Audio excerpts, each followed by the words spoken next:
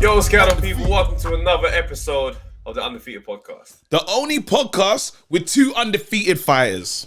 Chatting it up. Listen, before we go any further, hit like, hit subscribe, share with your man them, and let's together as a family. Right now, because I'm telling you, it's working right now. And what I'm going to talk to is the people that listen to this, you know, in your car as well, because we show you love, but we don't always show you love. Right now, I want you to pull over safely, go and look in the boot and clear it, because you got too much rubbish in your boot, fam. No. What is that? Is that a spare room, fam? Sort it out, bruv. That's helping someone, you know. Someone's like, bro, I've got bare stuff in my boot. Hey, you know what the maddest thing about having bare stuff in your boot? Yeah. Bruv, when your car's heavy, yeah, it's using more fuel just for the same journeys that you're doing, you know? Not us helping the people. Not us helping the people. Oh, bro, my empty your boot. Empty your boot. Empty your boot and fill it with boxing stuff. Just because. Boxing gloves and that. Pants. Just boxing, just in case. Always be ready, fam. You never know when your moment's going to be. Or if you don't want to do that, just like and subscribe and share this with someone that is close to you in your family. For real. That's it. Bro, if you don't want to do that. What's your tail of the tape, fam? Come on, bruv. You know my thing already. You know what I mean? It's like 0-0, fam. Never fought, never lost. If I did, someone gets knocked out. And it's definitely not me. But big man. What is your tail of the tape, fam? What are you saying? Talk to me. What can I say, bro? 2-0. You understand? Perfect boxing record. I see it. Yeah, I boast a 50% knockout rate. Yeah. So, you know, that means half the men that enter the ring with me. What they do? They left on their backs.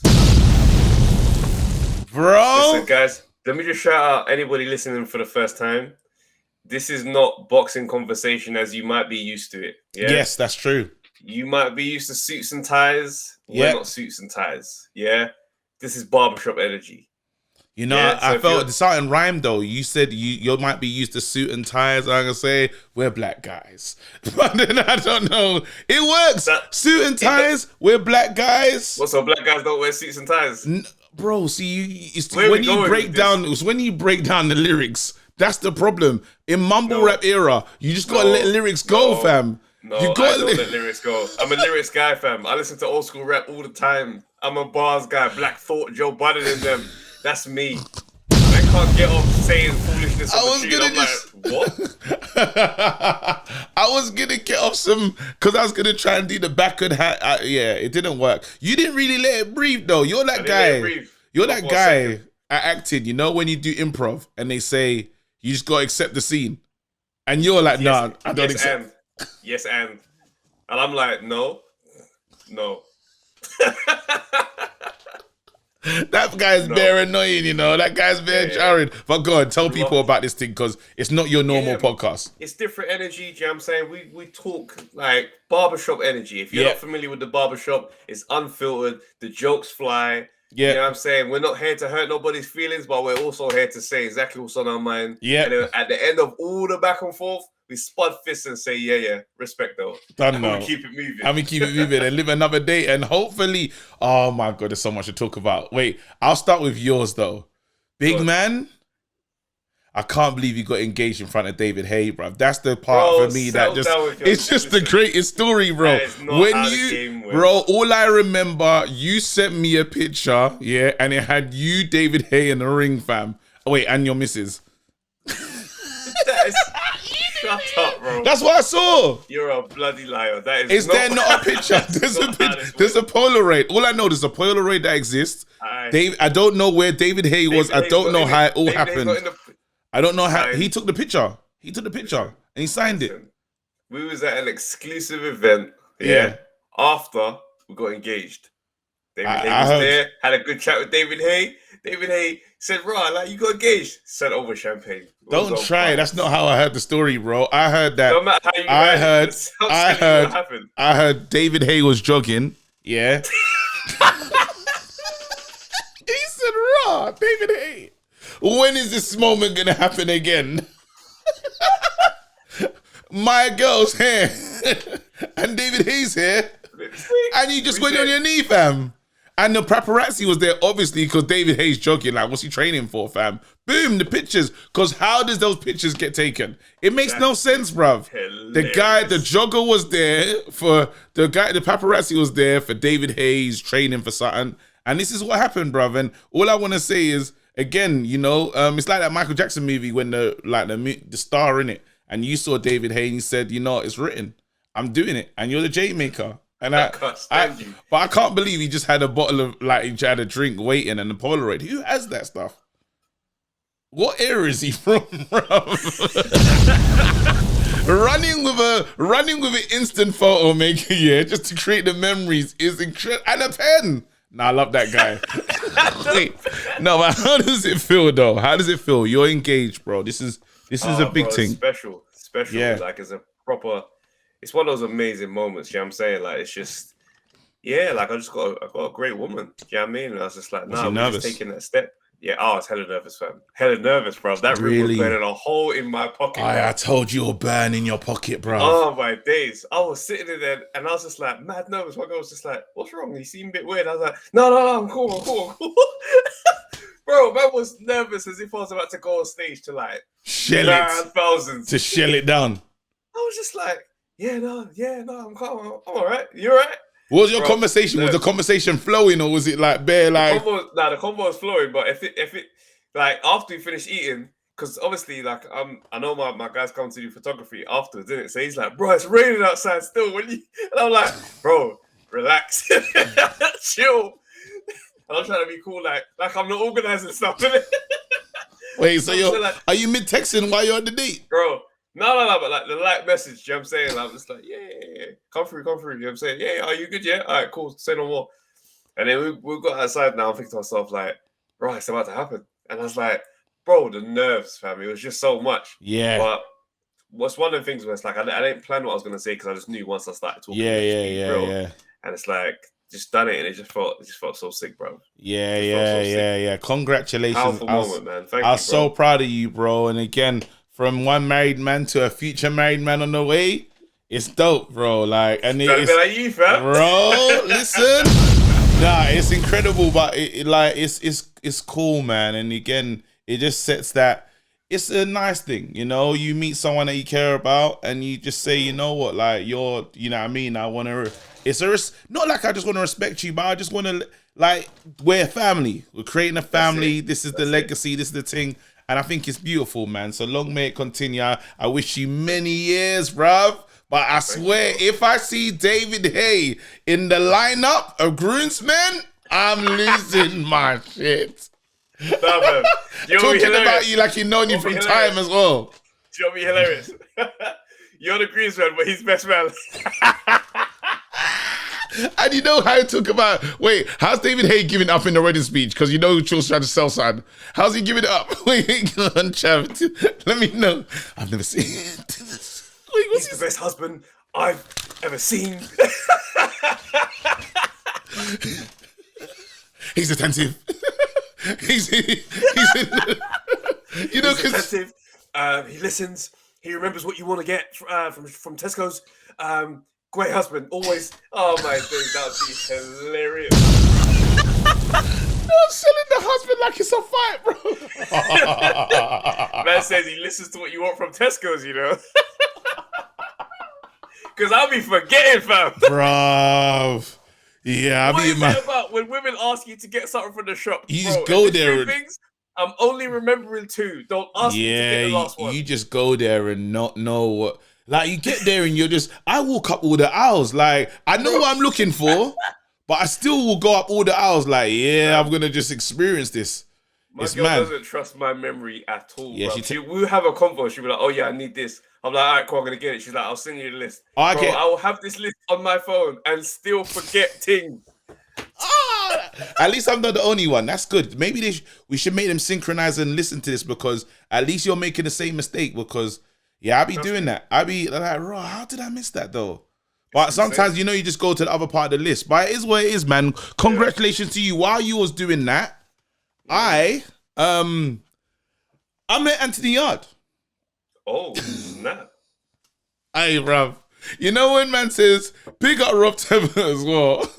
Because When I said I'm local, yeah, I forgot how local I am to other fighters that like, you know, that you just will see in life. Very local. Bruv. So just imagine, I've gone to this. Hold on, let me ask you right at the top here. Do you keep the same energy? Come on, man. Come on. You know I did. All right, cool. You know I did. It was nuts though. We had a... It was nuts. It was nuts. It was nuts. Do you know why it was nuts? Because I couldn't not, bro. I've been saying pigeons in the park. I've said everything. I can't get away with it. But why it's this thing here, and this is why I gotta say maybe the pod is growing at a raw rate. Yeah, a lot of stuff happened. A lot of toxic things were happening on the lead up to that. So yeah, I'm minding my business. I'm in the queue, turn around. Mo, big up Mo, done a show at the O2. That's fantastic. Yeah. Again, it's iconic. Big up to Mo. We moved though. So I'm picking up tickets. I spot Yard. I'm like, oh shit, raw Yard. And I'm thinking, every time I see a box, I'm thinking, what have I said about you? That's mad. I had that moment in it, like, bro, what have I done a madness? And then for this one, I was like, I think I could have been on the line. Yeah. So anyway. On the line. I could have been on the line. Anyway, he sees me, we have a big moment, and he hasn't fully registered, like, he knows it's me, because he does the pointing, but he doesn't remember that I'm like an op, innit? Yeah. And then after, so we leave it, the show happens, after party. So yeah, basically, I see Yard, we do the point thing, end of the show. Now, this is when I knew that the podcast has grown, yeah? Because it's wall-to-wall celebrities, yeah? And people come out to me and like, do you know that Anthony Yard is here? But the way they're saying it to me, yeah, I'm like why are you saying it to me like that, though? Like, why do you feel that I'm now in danger? That's how everyone was talking to me. Like, bro, hey, Yard is here, you know, Yard is here. I was thinking, sugar, like. So they're making me feel like this situation is growing into more than that. So I'm like, raw, like, this is mad. But anyway, I was like, we'll see each other. Because you know my energy. As soon as I see, you know I'm liking it. Yeah? So he's chilling. I'm going to go take myself over there, innit? I go, yeah. You know me. Loud intro. Yo! He goes, but then my yo is so big and loud, it makes him feel like I'm actually his guy. So he brings me in with the embrace. And then after mid-while in the embrace, he goes, raw, though. You're one of the ops, though. And I was like, snap, you cooked. Yeah. And I goes, yeah, I'm not going to lie, I'm a dickhead. You know, straight off the bat goes, yeah, I'm a dickhead still. He goes, raw, like, yeah, you're fully not backing me. Like, he said, big up, Travis. He said, big up to you. You really had his back. He saw what you did.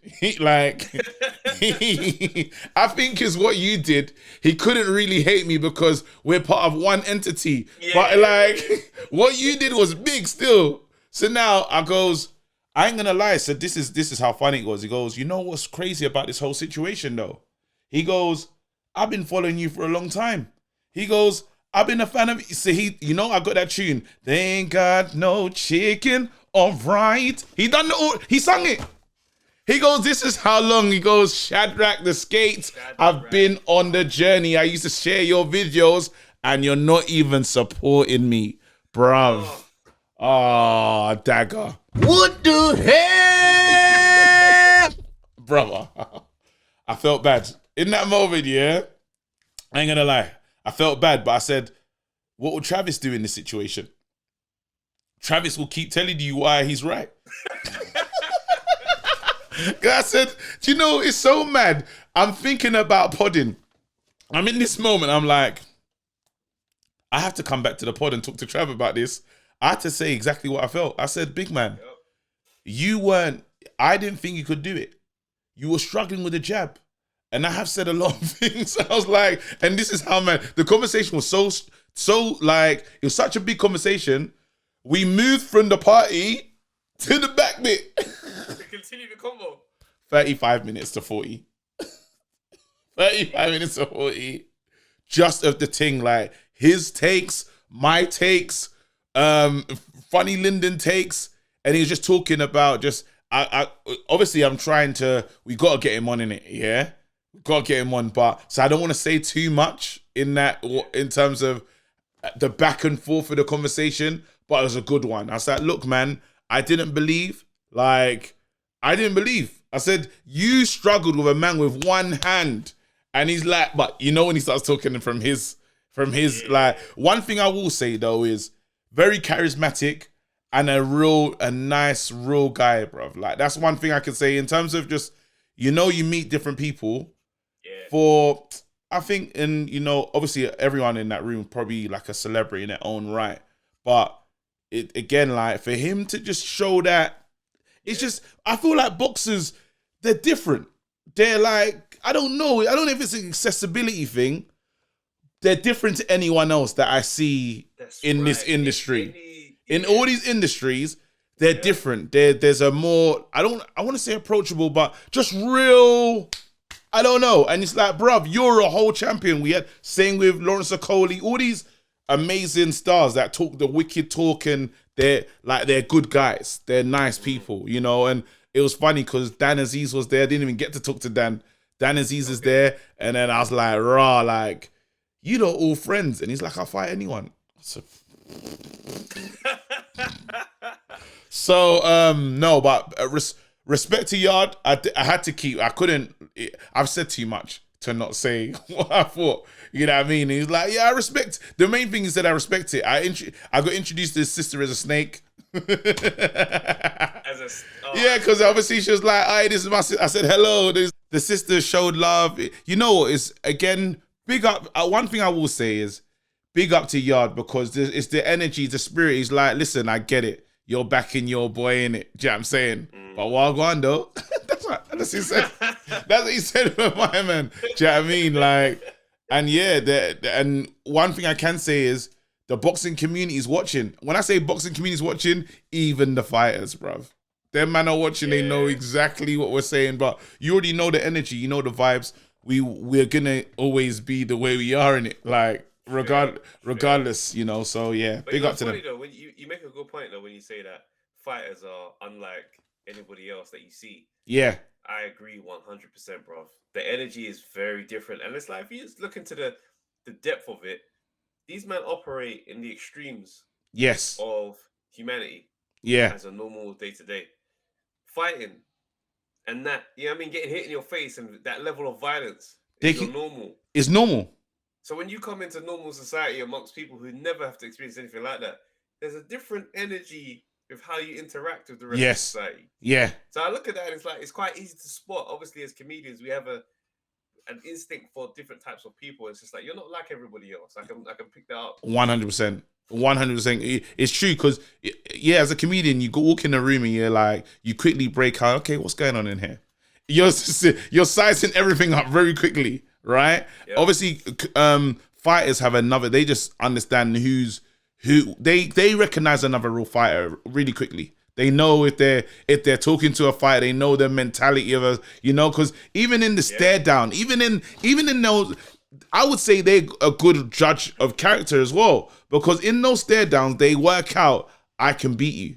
I've seen a chink in your armor. Like, there's a lot of things going on. So yeah, they are incredible, though. A big respect to fighters, and the fact that they just put it on the line, bro. Like, to do that, I'm not interested. I'm not in. When I tell you this, you know how all these YouTubers are fighting stuff. I don't want to have a fight. I'd watch them lot fight. I love talking about it. But nah, like, to get up in the morning and say, I want to bang you in your face and get a belt for it, it is wild. Like, that's, it's different. For me, I wake up in the morning and think, right, there's a lot of people over there. I wonder if I can make them laugh. It's different. That's my thing. You know what I mean? But again, we'll create different. Yeah, no, hey man, it's like the times I've had fights. It's what I know is that you'd never be able to live like that part time.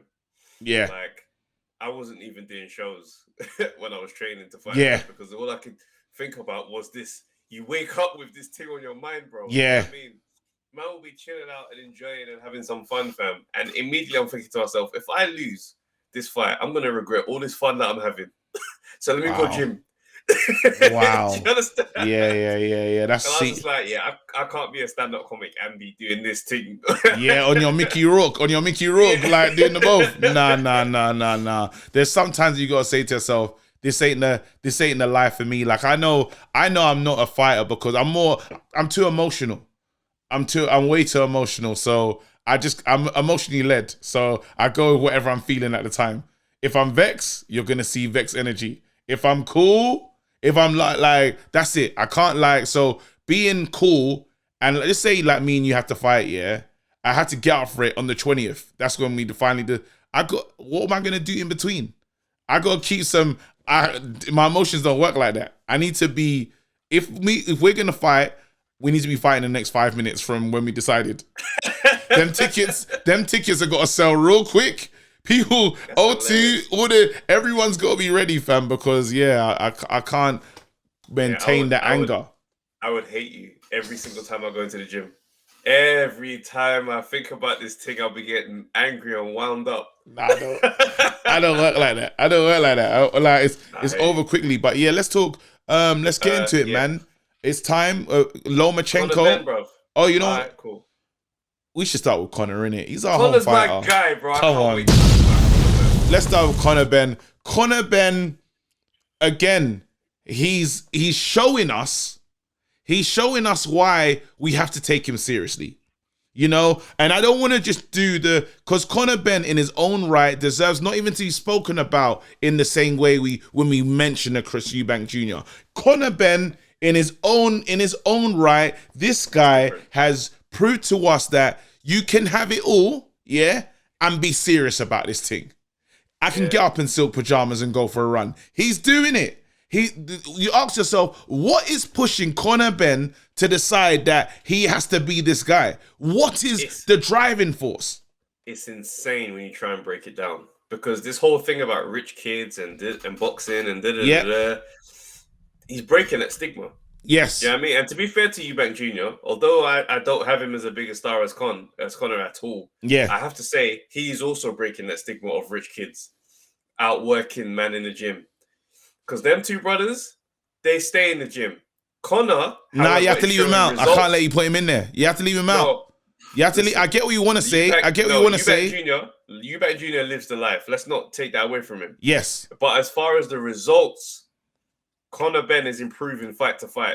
Okay. Eubank Jr., it's safe to it's been a while since I've seen it. Leave that guy, bro. We're focusing on Conor right now, fam. No, 100%. But like you're saying about in terms of, being someone who's grown up rich and having wealth and still just out here dominating with hunger. Bro, when this guy's working out, you can see how serious he is. And the intensity of how he talks, he's like, yo, look, I know what I'm doing. Of course I'm beating these guys. I'm stepping up and I'm beating them. I'm like, bro, yeah, you know what? You're doing it. You're progressing. Now, someone going to say, yeah, but he's not at Porter's level. He's not at Crawford's level. He's not. Yeah, cool. He's not there yet. But he's making a step every single fight. He's on his way. It's going to be a slower journey because he doesn't have a deep amateur experience.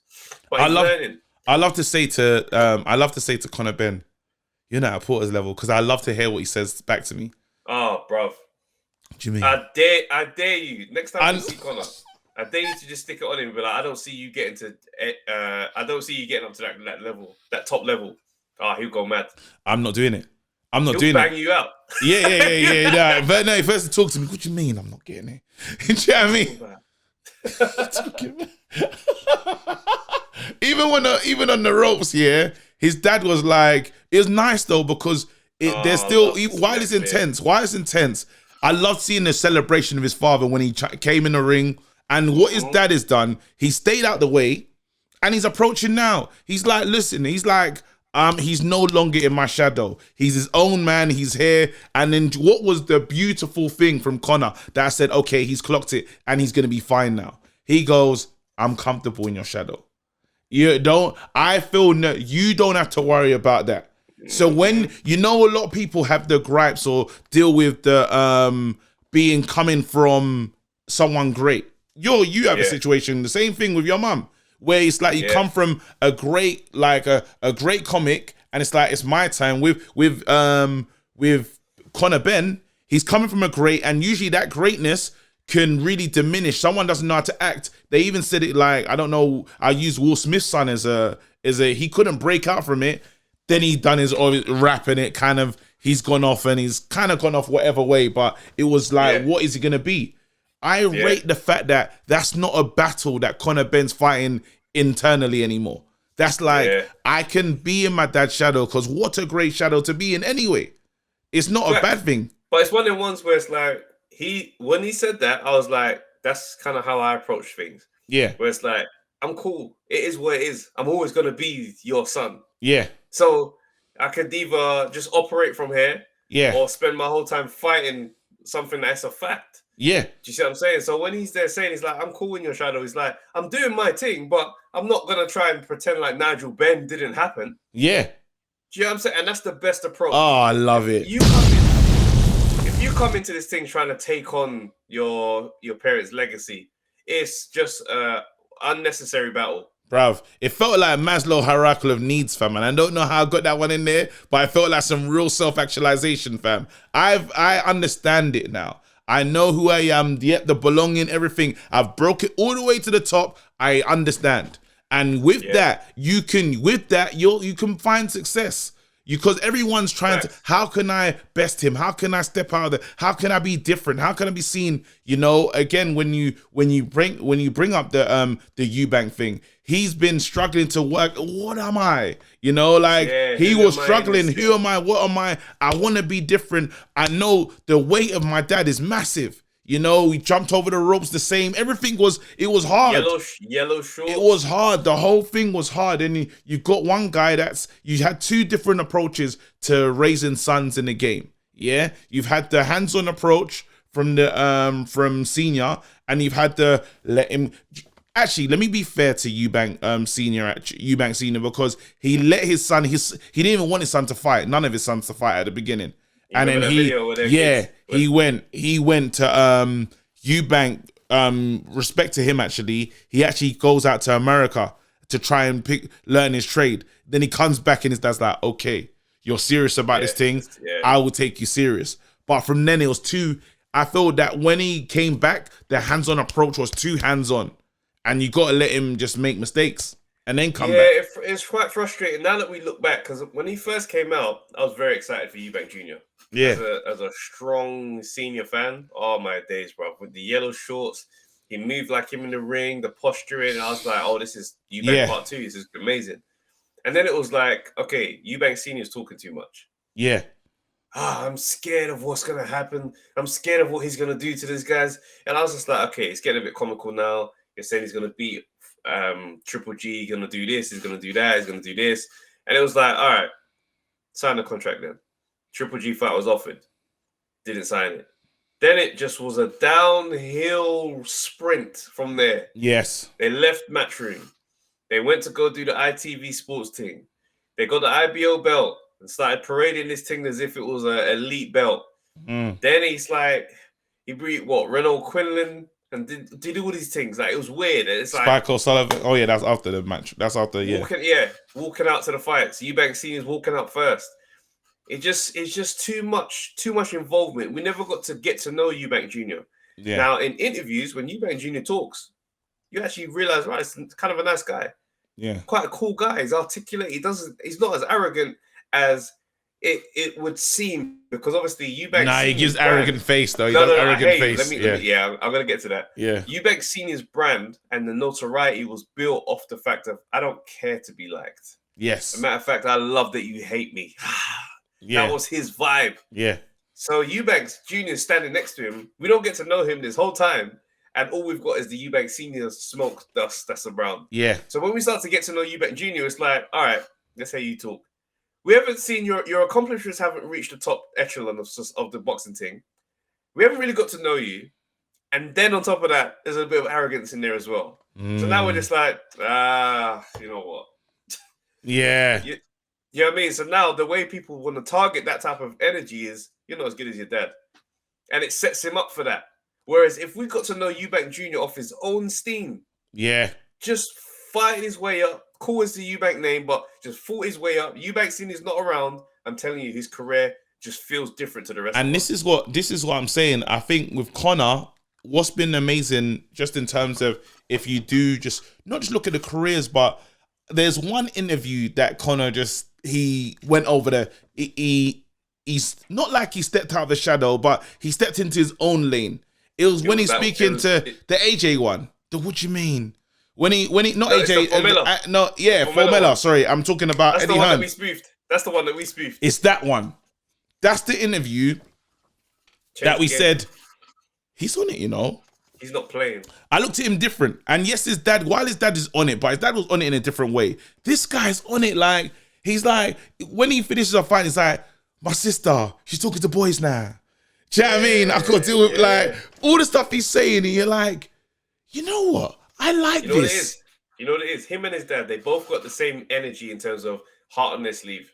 Yeah. Them man will tell you what is the thing. They're not lying. There's no media training there. Them man are telling you, he's talking about every day I'm crushing it in the gym. Like them man, like they're not having this narrative while they're around. Yeah. And I love that.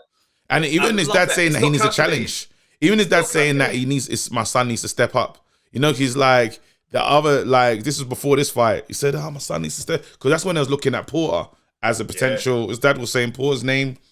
I love that because there's still going to be the push. It's still going to be, well, we need to do more now. Yes, we managed this. Now there's the next step. I do like Porter. People keep saying, dodging the Avenisian smoke. I feel that what he's doing is building while he's playing the game of boxing. Yeah, and the game of boxing is not only just the fighting; it's the profile plus fighting. And he muted something out there. He said, "I don't mind me and AB O2 Arena." When he said me and AB O2, I said, "Okay, you get it now. You're actually conditioning us fans to understand when I'm fighting, it's a big night." All those guys in Liverpool, someone called in, a lot of amazing, great callers calling in on Monday Night Smoke for the first time. Big up all the debutants. They spoke about he fought in Liverpool, bruv. He's not from Liverpool. Headlined. They loved him. The crowd was up for it. That's what he's doing. Star. He's a emerging star. I wouldn't even call him emerging star. I think the guy's a star, bro. Yeah, he's broke through that next gen thing. Conor Ben, like, if it's the rant, if you ain't heard him talk, like, you can't not like that brother. Yeah. And what I like about him is it's the genuine energy. Yes. So it's like, for me, I look at him and I'm like, nah, bro, you're doing this thing properly. Yeah. And, you know, like, how can I say this? I'm here for him to improve in the strategic fights that they're doing right now. Do you know what I'm saying? Mm-hmm. Improve. Because you're making up for a very short amateur career. Yeah. All right. He never had a great, deep amateur career. When he first started, the level he was boxing at, it wasn't that great, bro. Yeah. He came out to scrap every fight, bro. I remember. With them brothers. You understand? He's actually developed. So, he's developed like crazy, bro. He's a completely different technical fighter now. And I'm like, I look at him and I think to myself, you know what? Bro, keep learning. And power's coming. But then you say take as long as you need. He's 25. I hear that. But we have to be, at the same time, we've got to be honest, yeah?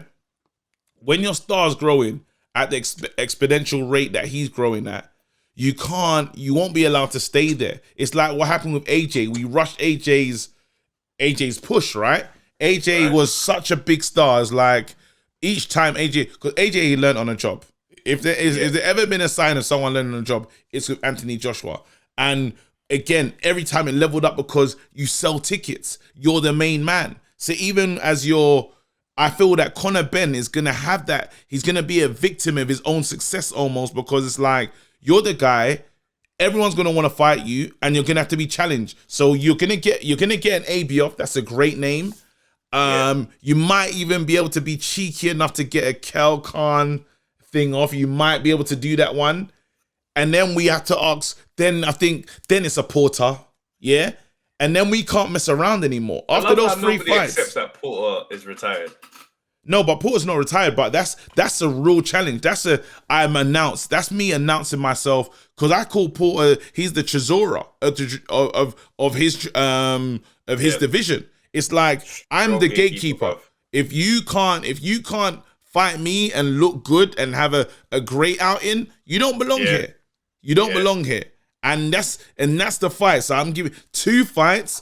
Porter, you're here now. And now the matchmaking has to be smart, but someone with as loud as he is, with a profile that is growing the way he is, he ain't gonna. The target will have to go on his back, unfortunately. So he's gonna have to learn incredibly quickly.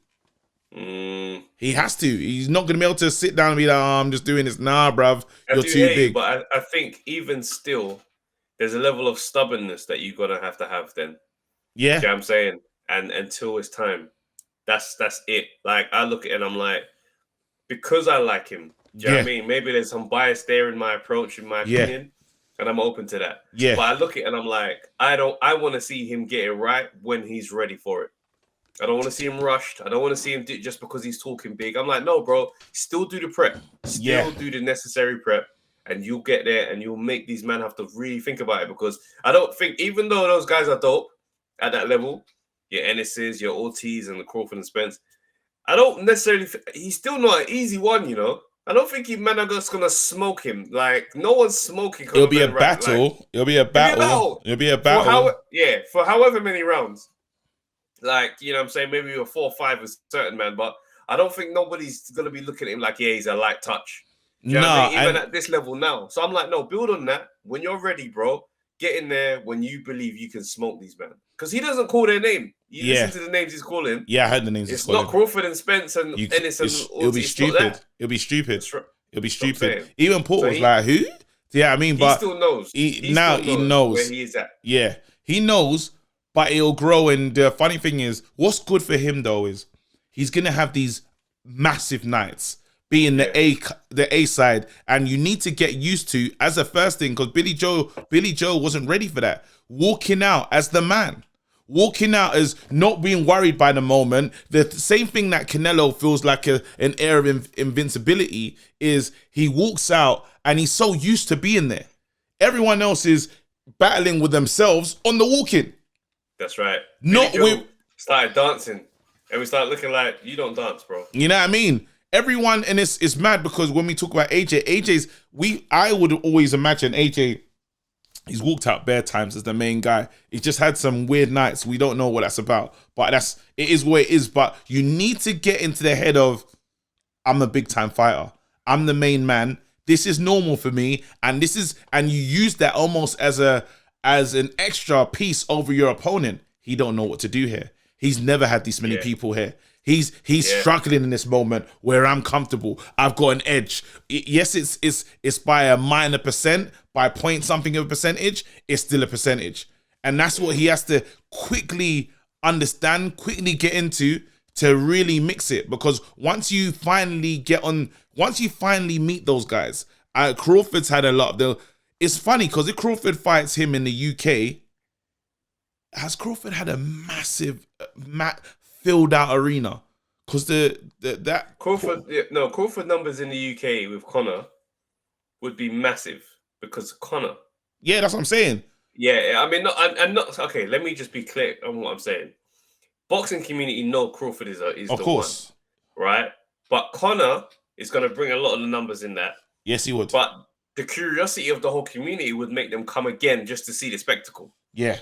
So you got Conor fans, people that's come for the spectacle, and obviously there's going to be some pockets of Crawford fans. But in the UK, I don't really hear many men banging on about Crawford other than just out of a respectful thing where it's like, no, we acknowledge what we're seeing. Yeah. So I reckon it will do good. It will do good numbers over here. Super numbers. I'm just trying to wonder wondering if. But that's not happening. It's not gonna. Not at all. It's far away. Before that fight happens, those two had to have fought by now. Spence and Crawford would have to fight. You know, that fight's 2 years, 2.5 years away. What, Crawford and Conor? Yep, 2.5 years. Trust me, he's on a fast track. He's not on a normal. It's not a normal progression. The guy fights 2 to 3 times a year. Yeah, but what are you saying that he's on a fast track though? Because you look at the names. Yeah, you got Algieri, Granados, Samuel Vargas, Formella. Like, now we're getting to names. Remember we're in the names. Yeah, but listen to the names we started to speak out. Listen to the names we spoke out straight after. I'll have Khan. You know, I'll have listen to the names. So there's a step up of the names. Yeah, as soon as he won that last fight, Granados, Khan, just from nowhere. Do you know what I mean? Soon as this fight just finished, Algieri, he said, "I'll have AB." You know, we've even I'm now seeing the video when he's in the car talking about. Said we offered AB before. We gave him a big offer. Yeah, we have to go back with more money, but I like that fight. Now I can hear. Not only there's a pathway, there's a plan, but we're gonna put these names that make it just sweetens the dish. And these are the names. These are the names. So that lets me know that the pathway is gonna be. It will be a quick one. It'll be a quick one. It'll be a quick one. Just because we're not talking. My next name would be I want to have Anixium as soon as possible. Get it done February. Do you know what I mean? That's not the energy because no, we're not getting that way. We're really trying to be in this thing. And again, the British fans are they love him. So well done to him, man. Yeah, well done to him. Salute to Conor Benn, bro. Let's move on. But for me, from the beginning, I've just liked him. Yeah, he made time. He's rough around the edges, makes mistakes, doesn't do everything correctly, but I like him. Yeah. When he fights, I want him to win. Yeah. I just want to quickly talk on Katie Taylor because it just feels right. You know, what a champion. You know, like I was watching her the other day and I started and I was like, can I criticize her? Like, you know, when you're like, because I was watching her performance and it was a tough fight, yeah? Like, let me just try and remember the name of the lady that she fought. Oh, 1 second. Yeah, help me out with that. Sharapova. Yes, that's right. Yeah? I was watching the fight and I was thinking, Katie Taylor, 20 fights, you know? 20 big fights. And you say to yourself, and she's won all of them. Unified the team. Like, she's not a joke of a champion. She's done well. I feel like it's getting to a point though with her that it's like I don't know if there's how much more is in there. Are you with me? If she's we're getting close to the end still. It's a couple big fights and it's gonna be drawing to a close soon. Like I like what she's done. I think the only mark against her name Persoon is the Persoon fight, the first one. What about the Natasha Jonas fight? Natasha Jonas one, that was a close one. That's a close one. But if you watch it back and it's like it's still a long way to go to give it to Natasha, I'll be honest. Yeah, I mean it's a draw at best. Yeah. But like you gotta give her a props, bro. She's done well, man. She's done her job, yeah. Do you think she just needs to have one more fight, and if she decides to retire, we just again respect her? If she retired, couldn't chat to her, bro. Yeah. I know Amanda Serrano is the fight that's out there now. Yeah. And I'm very excited to see what that looks like. Yeah, man. But you know, at this point, Katie Taylor's career is her legacy. Flowers, man, and she. Again, for what she's done, not just with Matchroom, but for women's boxing, because she has been a beacon. Yes, Clarissa's been doing her thing stateside as well. All respect to her. But for what she's done for women's UK boxing, big up to Katie Taylor. So I just wanted to get that off. Lomachenko, fam. Lomachenko. That brother. Fam. You know what's funny? Someone said something interesting in the chat on Monday Night Smoke, because the word arrogant was thrown around. Someone mentioned him being arrogant. I don't know if it was. Yeah, I saw it. Or someone said it. No, I saw someone say it. I didn't like it though. But go on, you can go and get into it. What are you saying? But they said arrogance is his Achilles heel, and I feel like that's an accurate statement to make on the basis that when you are that good at boxing, yeah, arrogance is the only thing that can follow. Realistically, because you understand, and it can make you get a little slack, I guess. Cook some more. Let me understand this. Because let's go back to the Teofimo Lopez fight. Yeah. I'm now looking at that fight and I'm thinking to myself, maybe your arrogance is what made Teofimo beat you. Maybe the way you spoke to that family, the dad and all that stuff, you just thought these men were nothing. You didn't put a rematch clause in to protect yourself. You thought, nah, this is going to be a routine work and I'm going to be out of here. And I think maybe that was probably the one time where Loma went in there and just was not, he didn't give him the respect. and Teofimo come in and nicked it and gave him the same disrespect by not even trying to go back in there and give him another chance. I look at that and I think to myself, that's a perfect statement to say that arrogance is Achilles' heel. But do you think there was arrogance shown in the fight against Comey? Is the question.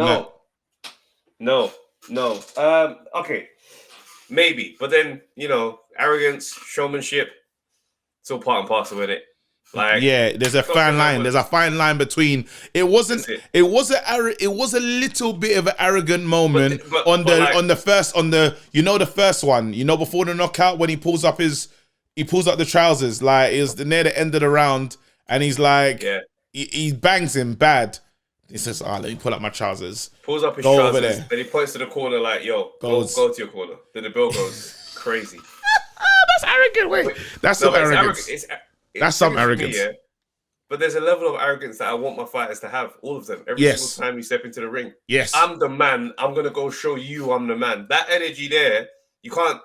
I mean, you can be humble in that, but I like when fighters got a little bit of a, come on, don't think for 1 second it's not me that's going to be victorious. You're right in the energy. You're right in the Teofimo breakdown, because it's true to not put a rematch clause in there, to kind of the way he kind of dealt with that family. It was bad. It was bad. So all that did was put a battery in their back. Them men were coming into that fight thinking, you really think we're nothing? Yeah. You really think we are nobody? And it got the best Teofimo Lopez we've seen, and it's the best every day Teofimo was in the gym. Yeah. He remembered that attitude. Yeah. So now we look at it and think to ourselves, like you were saying, maybe Loma brought that out of Teo, and I don't know who, maybe nobody else can. Yeah, because he looked after Comey, even in the 12th, because he definitely took. Some people are arguing, did he take his foot off the gas? He 100% did. There was a moment I did suspect maybe that he just couldn't get him out of there. Nah, I think he literally just said, you know what, I respect this guy, I respect him as a fighter. I know him. They probably know each other, and he thought, everything's done. I've won all the rounds. You can't beat me. Like there's no way. You're not gonna knock me out. And because I still stood in there to take big shots from Comey. Comey can hit. Comey can deliver. Comey tried those some rounds where it's like, even the way Comey started the fight, I was like, bloody hell. He started it so well, and I was thinking to myself, sugar, like I hope what you've originally, when you were saying that is Loma just a victim of so many rounds in his amateur days, that it's all coming to show now, and it's going to be a fast decline. But luckily, he recovered really quickly. Third round, he's obviously downloaded, analyzed the system. He knows what he's doing. He knows what he's doing. He understood what he's doing, and it's the gift. Like, he's the gift that keeps giving, bro. I never seen a fighter like, you start off in front of him, you're trying to bang it out, and then he's beside you, like all behind you. Like, how did he get there? And these are skilled. There was even a moment when Comey has him backed up on the ropes, doing the most, trying to get off light combinations, light flurries. Bro, the speed that he changes positions with him. I'm hitting the ropes. Get off the ropes. I'm hitting the corner. Get off the ropes. You don't want to be on the ropes. Bro, it was too easy. It was too easy. He's skilled. He's an elite fighter. He's an elite fighter. He's a gentleman. A lot of class. And Gambosis, I always say his name wrong. Gambosis, right? Yeah, Cambosis Jr. Cambosis Jr. This is a mad fight, bro. If you choose him, because he's got the choice, he's got the pick of them. He can go. He won't choose Loma. He won't choose Loma. What's he gonna choose? That makes no sense to choose Loma. I wouldn't choose Loma. What would you do? I'd choose someone else. Haney? Who you choosing? Yeah, I'd prefer to choose Haney. Yeah, I'd choose Haney, or just get out of it. Would you take? Choose a mandatory. He wants to. If I'm him, let me get comfortable as a champ. Yeah, I mean. Like, I hear what you're saying, and I know what we're looking for. He's not jumping in with Loma. Haney will be next, or Haney will be top of that list more so than Loma. Will he?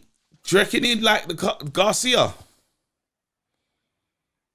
I don't think Garcia deserves that shot. Of course, no, I don't know who does. Who of them? Haney feels like he deserves it because he's been waiting desperately for it. Yeah, that's why I lean towards Haney. And then But you gotta think that, smart. Like if imagine he's Conor Ben. You know what I mean? How you even trying to map out Conor's career? What are you doing? Like if you're who's the best one to choose? Because you got to choose someone in that lit. You can't just go out of there and not pick them, man. It has to be it has to be Loma, Haney, Tank, Garcia, or who have I left out? Or give Tio a rematch? No, he ain't going back to Tio. I'm getting. Yeah, I know it's stupid. I think you got to get the guy that's gonna come down under and you're gonna make a lot of money on. It's not Haney for me. I'm sorry, that's not gonna sell it. Lomachenko sells it. He will. It makes complete sense for it to be. But in terms of like Tank feels like a risk in terms of he ain't fighting Tank. I mean, Tank would be a good fight though. Tank would go there and get. That's a lot of money as well. Will Tank travel? I might. Who's making the most money for him? I think Tank or Ryan Garcia would make the most money. Don't underestimate what Loma will do. I'm down under, you know. No, money, as in buys. Oh, pay-per-view buys. Telling you, bro, Tank and Ryan Garcia would be the big money fighters. But I don't want to. It's hard because he's in such a sticky. I don't know how much he backs himself. I like to see how much he believes. I don't know if he's saying, I'm going to make because in my head, I'm thinking about this like, you have to make the decision that you're going to make the most money. Because I don't know if you believe you're the guy. Yeah. Do you know what I mean? I don't know if you believe you're the guy. So who is the I'm cashing out? Because to say we're getting Australia and we're filling out a stadium, that shows me you're here to cash out. Because you just go back to America and get busy and then fight again, then go back to Australia. It shows me that you're like, raw, man secured this title, but I don't even, I need to make hay while the sun is shining, bruv. So it's, you want a big name. I think, but I don't think cashing out is. You don't want to get hurt, though. But I don't think getting going for the big P's is cashing out. You gotta remember, like, he's just now won the belt, and obviously the splits would have been ridiculous, bruv. You know the splits were ugly. But he took the fight, and that's it. So he probably got 20%. Now he's thinking, no, I want to maximize these profits now. I want to get paid now. I'm the champ. I got all the straps. I'm time to get money. Yeah. But what if you're a champ that you don't feel like... What if it's like you don't feel like the champ, like feel Don't matter. I don't want no bad splits. Now I hear that. I hear that. My name is etched in history. Yeah, that's true. Now it's about peas. Yeah. I don't know.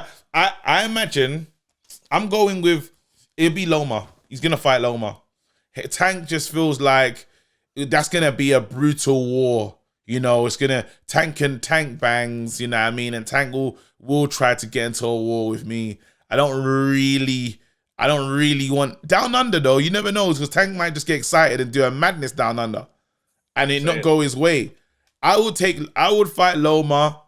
He might even look after me as well. You know, like if like they're not the ones where I might get that Kobe energy. I might get that Kobe energy where it's like, you know, it's not the worst thing that could happen. If I lose to Lomachenko, I've still got clout because it's bloody Lomachenko. If I lose to them lot, you don't think so? If you lose to Lomachenko, you lose to anybody, it's over. No. But the way that people Kambosos will still get another couple fights because it seems the boxing community like him. I like him. I like him. Look at him, I'm like, every time I can't see it. I can't see too much of this brother. Like, he's a cool guy, really nice guy. I like his energy. But let's face it, bro. If you don't have a brand, like, you can fade into obscurity out of nowhere. Yeah, but that's what I'm saying. A loss to what we talk about with Khan, where Khan would just lose to people that's like, if you lost to him, it's all right. You know, like you can get that with a. I feel like Loma. No, but I feel like Loma's one of those names where it's like, you lose to Loma. No, you've got to earn that thing where it's like, if you lose to this person, the narrative can still continue for you. Yeah. Where certain men lose, and it stops. Yeah. Amir Khan had a lot of amazing years. It's true. Before he gave us Chinny era. Yeah, it's true. Listen, Kambosos got all the belts. He's got a lot of the belts, fam. He's got a lot of belts. Well, that's what I'm saying. So his thing is, as you said, is etched in, bruv. So even if he loses to, let's say it doesn't go the way he wants it to go, Loma, you're fine. I'll pick if I'm his guy and I'm helping pick, I say big man, just choose, because if it goes your way, that's what I'm gonna sell him. If this goes your way, you're the guy that beat Tio and Loma. Bloody hell. Now, when we talk about splits, it gets nuts because no one can talk to you. When they all gotta come down under and they all gotta fight under these situations. What you're talking, how many hours is it gonna take them to get there? It's a long flight, bruv. They'll just be in the air frustrated, fam. That's what I'm on. Everyone's coming down. Me fly 24 hours, bruv. That's pissing me off. There you go. I don't know if we've gone over, if it's time to talk about. No, we've gone over still. Yeah. Oh man, we didn't really get the Dylan Fury conversation off. Are we? It's Christmas is coming as well, so let's bless them. Let's bless them. All right, bruv. Can we just be happy for my man? Very happy for Dillian, fam. This is time now. It's his moment. Time now. This is it. Like, no excuses. We got a lot of time to get into this fight, so I'm happy for him. All I want to say is I'm incredibly happy for him. The war of words is going to be incredible. I haven't made up my mind who wins that fight. I haven't made up my mind yet. I'm not going to lie. I struggle to see how Dillian beats him. I only have knockdowns, like repeated knockdowns, as the method of victory. But I look at it and I'm like, what I've seen of Fury in that last fight showed me a gear where I'm like, this guy's hard to beat still. He is hard to beat, but has he fought like a ferocious? Has he fought with Wilder? Wilder's one punch KO power, yeah. Has he fought continual? Like a continual beast, bruv. Like just a continuous. Wilder's only 16 stone. Yes. 15, 16 stone. Dillian White is coming in as a natural big guy. You understand? We saw how big Dillian was looking at fight camp, fam. Did you see how he hit that thing? And he can punch, It's underrated. Both hands. It's underrated how hard he hits, because I know Wilder's got the shocking, because he's so small, you can't believe that he generates that level of power in him. So you're like, oh wow, he's a one punch killer.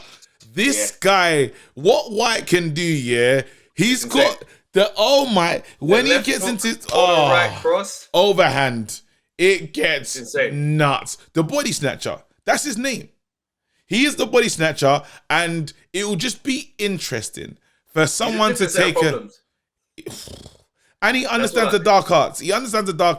You can't just bully him. It's not, and the war of words. This guy has rattled everyone he's fought. He rattled Parker. Parker couldn't even really come back and know what to do until late in the fight. That's when he's like, oh, maybe I'm okay, cool, I'm in it.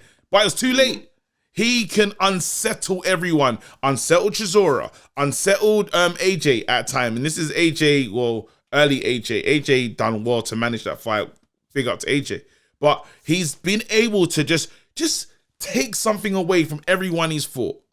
That's been his thing. The one person that, I don't know, when the Povetkin, I don't think there was a lot of build-up in that. There wasn't, I don't even remember them they're back and forth. I don't even remember them like gloves are off or nothing.